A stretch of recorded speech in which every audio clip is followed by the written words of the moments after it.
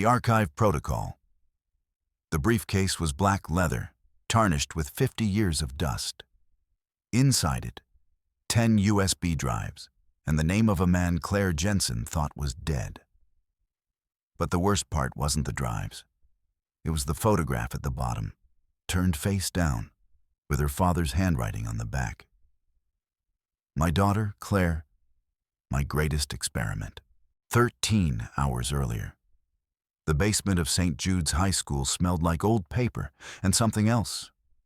Something acrid and chemical that no amount of time could fully erase.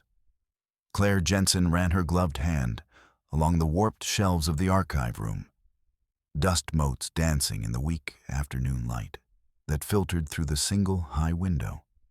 She'd been hired to oversee the renovations, a task that had started as a favor to the headmaster and had somehow become her responsibility. The floorboards near the back corner had always been suspicious, uneven, warped where water damage had buckled the wood decades ago. The contractors had marked them for replacement. Claire had decided to pull them up herself, preferring precision to destruction. Her yellow latex glove gripped the edge of a splintering oak board. She pressed the crowbar underneath, feeling the resistance of rusted nails driven deep into the subfloor. The wood screamed as she pried it upward, the sound piercing and long, metal groaning under pressure. Her forearm tensed. Sweat beaded on her brow despite the cool basement air. The nail gave way with a final shriek. Underneath the floorboard, darkness. Absolute, unreflective darkness. Claire reached down, fingers brushing against something cold and pebbled. Leather. She pulled, and a black briefcase emerged from the cavity, thick with gray dust, cobwebs stretching away from its corners like they were reluctant to let it go. She wiped her gloved hand across the lid. Dust fell away in sheets. Gold letters appeared through the grime, embossed with the precision of an earlier era. Dr. Arthur Sterling, St. Jude's Behavioral Institute. Claire's hand trembled as she fumbled with the latches. The metal was tarnished green with age, the kind of corrosion that came from decades of darkness. Her thumb found the release mechanism. A heavy metallic snap echoed through the empty archive. Inside the briefcase, 10 black USB drives nestled in custom foam padding, the kind of professional casing that spoke of careful preservation. And next to them, a thick manila folder with a label typed in faded ribbon ink. Sovereign Protocol, 1998. She pulled out a newspaper clipping from the folder, its edges yellow and brittle. The headline read, "Sterling wins Educator of the Decade." Below it, a grainy photograph of an older man in an expensive suit, surrounded by school officials. Someone had taken a thick red marker and drawn an X across his face. Angry, violent, repeated strokes that had torn through the paper. Claire sat back on her heels, the briefcase open in her lap. Outside the archive window, the light was already beginning to fade. The rain started as she pulled into her driveway. Not the gentle kind that accumulated gradually, but the kind that arrived with sudden violence, lashing against the windshield hard enough to blur the world beyond the glass.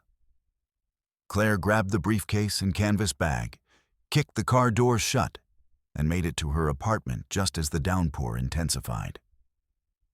Her home office was small but precisely organized. Bookcases lined 3 walls. Her laptop sat centered on an oak desk, waiting. She sat in her ergonomic chair, the one she'd bought for her bad posture, and slid the first black USB drive into the silver port. A blue LED blinked to life, casting a rhythmic pulse onto the keyboard. The screen flickered. A grainy black and white video file appeared labeled Subject 42, Memory Suppression Test, AUK 1998. Claire's jaw clenched as the video began to play.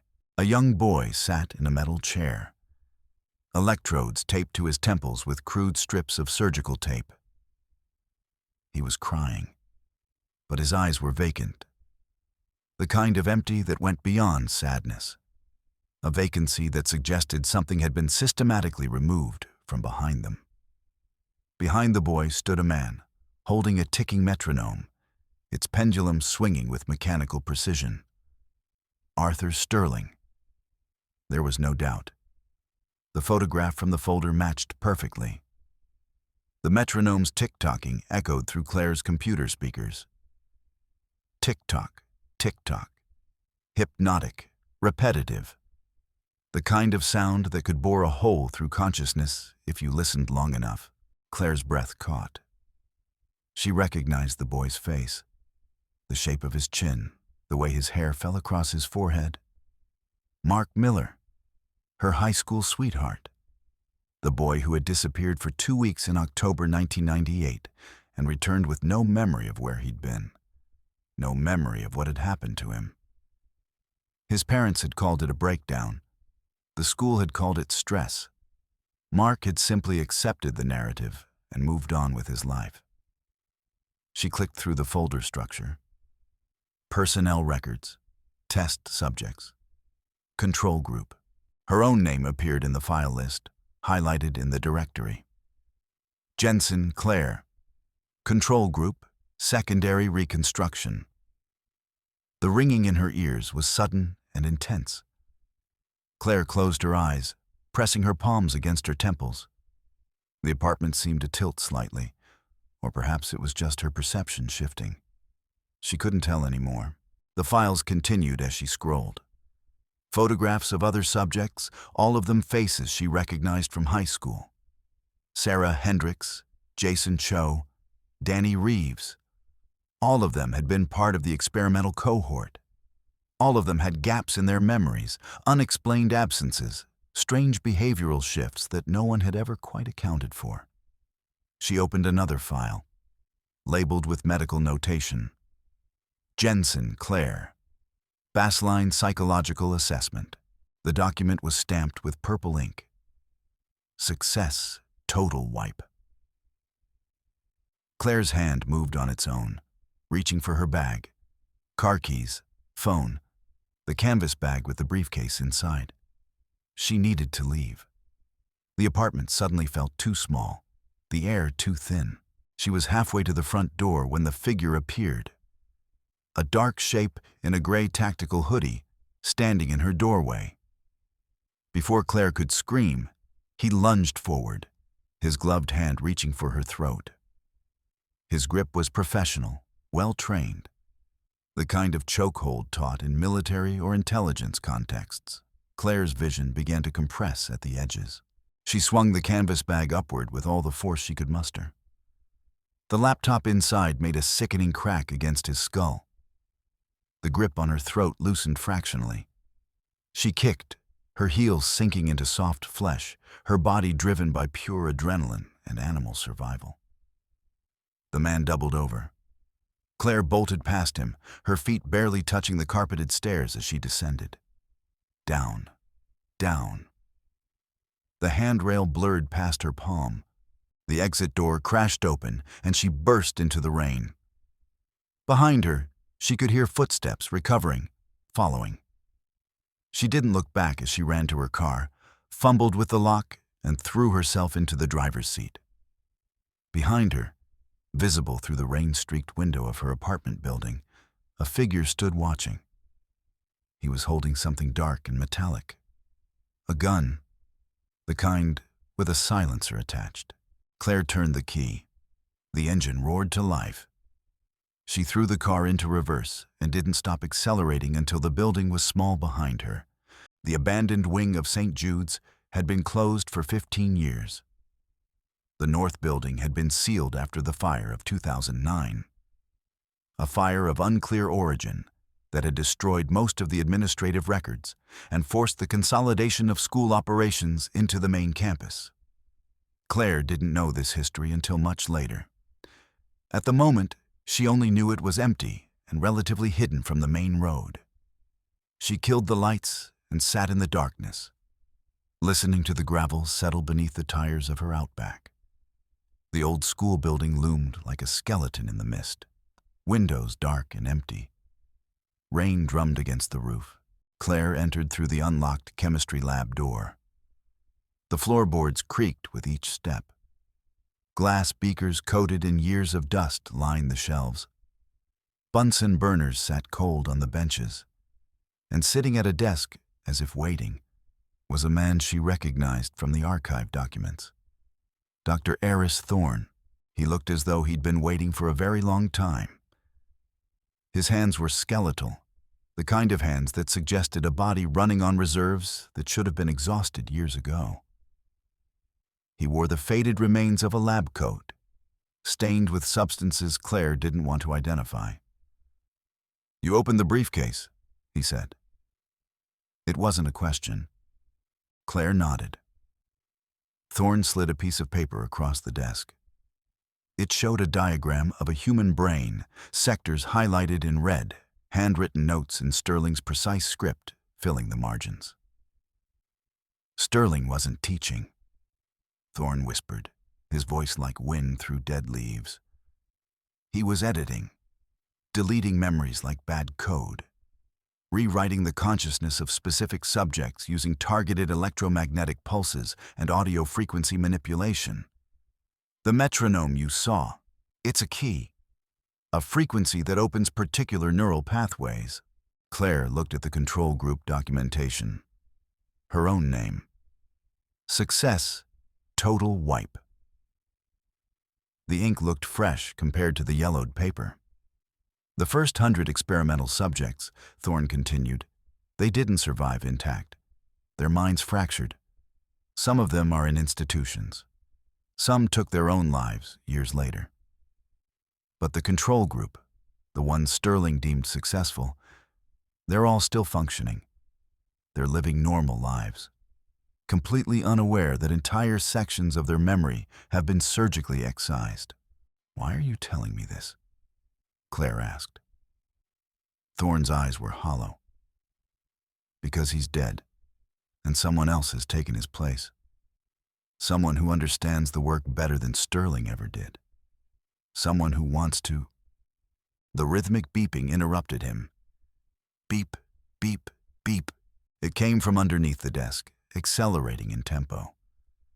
Thorne's eyes went impossibly wide. He looked at Claire with an expression that contained only pity. "Run," he said. Claire ran. The explosion erupted behind her like a god clearing its throat. A wall of orange flames and shattering glass. The force threw her into the hallway, and she tumbled, her shoulder hitting the concrete hard enough to shred skin. She didn't feel the pain. Adrenaline had overridden that particular signal. What she felt was her ears ringing, a high-pitched whine that drowned out everything else. She scrambled to her feet, not looking back at the inferno consuming the chemistry lab. The rain outside was cold and necessary. It anchored her to the present moment. She reached her car, fumbled with the lock, slammed the door shut, and threw the transmission into reverse. A black SUV with tinted windows roared out of the shadows, tailing her. The headlights were bright and unforgiving. Claire gripped the steering wheel, knuckles white.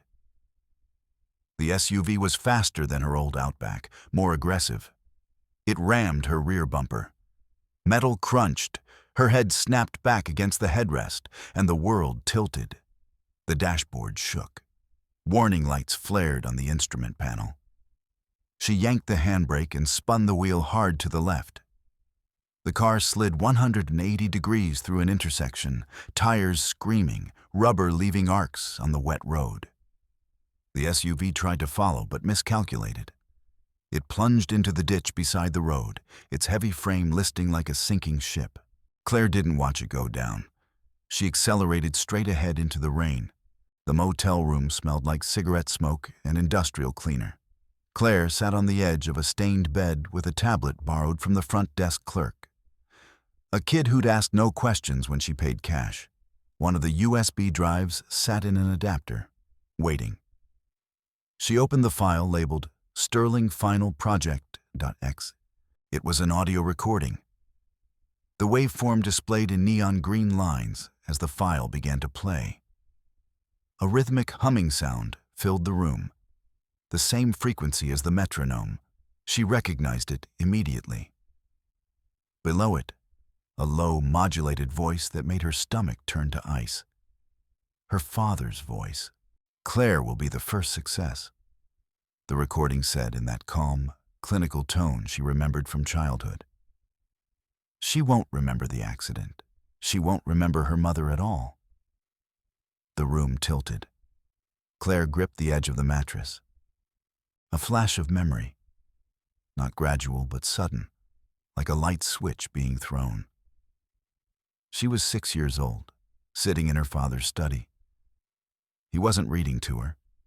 He was holding the black briefcase, the same one from the archive. His hands trembled slightly as he opened it. In the background, she could hear her mother calling her name, could hear footsteps in the hallway. Then silence. Then the narrative everyone had told her for the past 30 years. That her mother had died in a car accident. That it had been sudden. That these things happened. That her father had raised her alone after that. The audio continued, detail by clinical detail. The procedures, the test subjects, the protocol named Sovereign, a project to create agents who could be activated, used for purposes unknown, and then reset. Employees who would never remember corporate espionage. Students who would never remember being subjected to experimental conditioning. A daughter who would never remember the truth about her mother. Claire looked at her reflection in the cracked motel mirror. The face looking back at her was the face of someone who had been systematically disassembled and reassembled into a functioning approximation of a human being. Everything she thought she was. The careful librarian, the organized woman, the one who loved the sanctuary of books. It was all a constructed narrative, a role written for her by people in lab coats. She sat on the edge of the bed and waited for dawn. Sterling's estate was accessed through a private gate that Claire broke through with her car. The long driveway curved through manicured grounds that hadn't been properly maintained since his death 5 years ago. The house itself was a Victorian monstrosity of dark wood and leaded glass, the kind of structure that suggested old money and older secrets. Claire found him in the private library. The man she'd thought was her current boss. The man she'd worked for at St. Jude's for the past 3 years. Principal Miller. He stood in the center of a massive mahogany-lined room, surrounded by books that didn't look like they'd been opened in decades. He wasn't wearing his school blazer. Instead, he wore a sharp, expensive suit. The kind of suit that suggested a life very different from educational administration. He held a tablet displaying her GPS coordinates, a smile playing at the corners of his mouth. "You broke through the gate," he said. "I appreciate the theatricality." Claire held the kitchen knife behind her back and the briefcase in her other hand. "Who are you?" "Subject 01, Miller said. And then he laughed, a dry, wheezing sound that echoed off the high ceiling. "Sterling didn't just teach us, Claire. He recruited us. I was the custodian of the legacy, the first successful prototype. Everything he learned from me, he applied to the others. Everything he did to me, he did to you. The difference is that I remember. I chose to remember. And I've made sure the work continues." Claire looked at the wall behind him. A framed photograph showed 3 men. Sterling, a man she recognized as her father, and a younger version of Miller, all of them smiling at the camera as if this were simply a school event, a normal day of normal life. Miller snapped his fingers. 2 guards emerged from behind the bookshelves. Gray hoodies, expressionless faces, handguns aimed at Claire's chest. "You can't run anymore," Miller said. "The drives are useless. Everything is encrypted on our secure servers. Everything is backed up. This briefcase is just a talisman, a historical artifact. You're just a failed subject who doesn't understand how far the network extends." Claire dropped the briefcase. She threw the kitchen knife at the nearest guard's face and lunged. The blade caught him mid-bridge, blood spraying across the mahogany floor. His handgun fired into the ceiling, shattering a crystal chandelier. Crystal shards rained down like ice. Claire felt them cut her neck, her arms, drawing thin lines of blood. The second guard grabbed her by the hair and slammed her onto the mahogany table. Documents flew everywhere, scattering like confetti. The wind knocked out of her lungs. She gasped, throat constricting, vision darkening at the edges. Her hand found a brass inkwell on the table. She swung upward, felt it connect with the guard's temple. The impact was clean and efficient. Blood mixed with black ink, staining the wood in abstract patterns. The guard slumped sideways.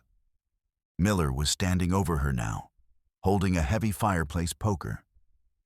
He raised it high. Claire rolled off the table just as the poker came down, the wood of the table splitting with a crack that sounded like a gun. She grabbed the tablet from where Miller had dropped it and held it up like a shield. The poker came down again. The tablet screen shattered. Pieces of glass flew, cutting her palms.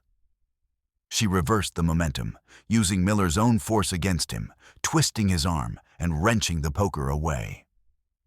He fell backward, hit the bookshelf. Books tumbled. He scrambled to his feet, and for a moment they stood facing each other, both breathing hard, both bleeding. Miller lunged for a button on the wall, an emergency alarm or communication device.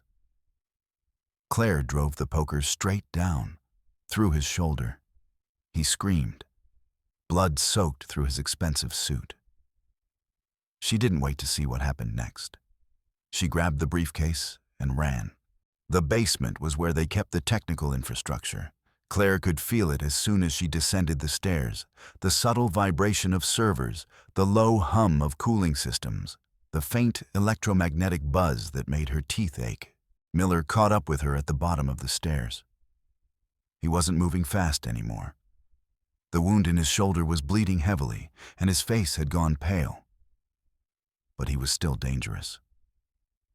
"You can't destroy this," he said, gesturing to the room of equipment. "Even if you do, the backup systems..." The backup. Claire swung the briefcase at his head. He dropped. She took the stairs back up and made her way toward what appeared to be a secure facility. The door was heavy steel, marked with biometric locks. She found a heavy staple gun on a workbench and used it to disable the lock mechanism. The door hissed open. Inside the facility was a sleek, medical-grade chair. Restraints, a headset, screens displaying neural activity. It was the kind of chair you'd see in science fiction, designed to suppress consciousness itself, to rewrite the electrical impulses that made you into you. She understood then. This was what they had planned for her. This was where they would sit her down and delete her again, systematically removing everything she'd learned, everything she'd discovered, turning her back into a blank slate they could fill with whatever narrative suited their purposes. Claire grabbed a heavy wrench and began destroying the equipment. Screens shattered. Circuitry sparked and smoked. She destroyed the mainframe computer, the one that controlled all the cloud uploads, all the backups, all the redundancies that Miller had mentioned. The security alert wailed through the building. She made her way back upstairs, through the library, past Miller's unconscious body, and out to where her car was parked. The rain had stopped. The sky was beginning to lighten. She drove away from the estate without looking back. The coffee shop was called The Daily Grind. It was the kind of place that tried too hard to be quaint. Edison bulb lighting, industrial-style wood tables, baristas who knew everyone's name. Claire had never been there before. After everything, anonymity seemed important. She ordered a black coffee and sat at a table by the window. On the table in front of her lay the front page of the Oregonian. St. Jude's Conspiracy. Principal arrested. Educator's legacy, a fraud. The article detailed how federal agents had raided Sterling's estate based on an anonymous tip, how they'd found evidence of illegal experimentation on minors spanning back decades, how Principal Miller had been arrested and charged with conspiracy, attempted murder, and a long list of other crimes, how Dr. Arthur Sterling, long thought to be dead, had apparently survived until just recently, living under an assumed name on the property, how Sterling had been found in his study, dead from an apparent overdose, how the details were still emerging and the full scope of the conspiracy was still being uncovered. Claire reached into her bag and pulled out a single photograph. It was the one she'd found at the very bottom of the briefcase, the one she hadn't mentioned to the police. A photograph of an infant being held by a man's hands.